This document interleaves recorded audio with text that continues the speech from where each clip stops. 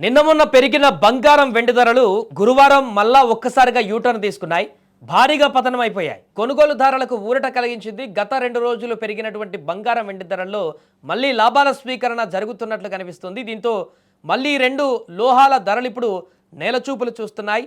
హైదరాబాద్లో బంగారం ధరలు భారీగా పెరిగాయి. హైదరాబాద్ బులియన్ మార్కెట్లో 24 క్యారెట్ల 10 గ్రాముల బంగారం ధర 1,59,120కి చేరింది. నిన్నటి ధరతో పోల్చుకుంటే ఏకంగా 5,000 రూపాయలు తగ్గిపోయింది. ఇక 22 క్యారెట్ల బంగారం వచ్చేసి 10 గ్రాములకి 1,41,550 వద్దకు చేరింది. నిన్నటి ధరతో పోల్చుకుంటే 4,600 రూపాయలు పడిపోయింది. ఇక దేశ రాజధాని ఢిల్లీలో 24 క్యారెట్ల 10 గ్రాముల పసిడి రేటు 1,54,570కి చేరుకోగా 22 క్యారెట్ల 10 గ్రాముల గోల్డ్ ధర 1,41,700కు చేరుకుంది. అదే సమయంలో పసిడి ధరలు భారీగా పతనమయ్యాయి. మంగళ బుధవారాలలో భారీగా పెరిగినటువంటి వెండి గురువారం షాక్ ఇచ్చింది.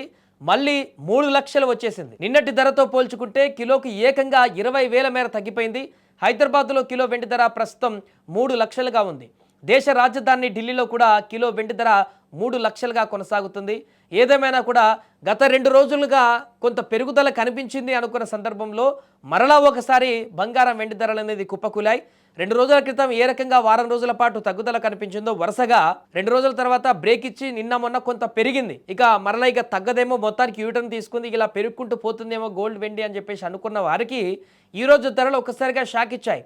ఊహించని విధంగా తగ్గుదల కనిపించింది. 5,000 వరకు బంగారం పడిపోయింది. 20,000 వరకు వెండి తగ్గుదల కనిపించింది. ఇంత భారీ స్థాయిలో తగ్గడంతో మరలా ఇన్వెస్టర్లు కానీ ఈ కొనుగోలుదారులు కానీ ఇప్పుడు కన్ఫ్యూజ్ అవుతున్నారు.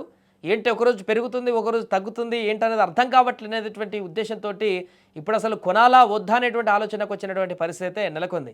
ఏదేమైనా కూడా మరలా తగ్గడం అనేది సామాన్య మధ్యతరగతి ప్రజలకైతే కొంత ఊరటనిచ్చేటువంటి అంశంగానే చెప్పుకోవచ్చు. ఆభరణాలు కొనుక్కోవాలనుకునేటువంటి వారికి కూడా కొంత లాభదాయకమని చెప్పుకోవచ్చు. మరి ఈ రోజుకే పరిమితం అవుతుందా ఈ తగ్గుదల? వరుసగా వచ్చేటువంటి రోజులు కూడా తగ్గుతుందా, లేకుంటే మరలా యూటర్న్ తీసుకుని పెరుగుదల అనేది కనిపిస్తుందా లేదా అనేది చూడాలి.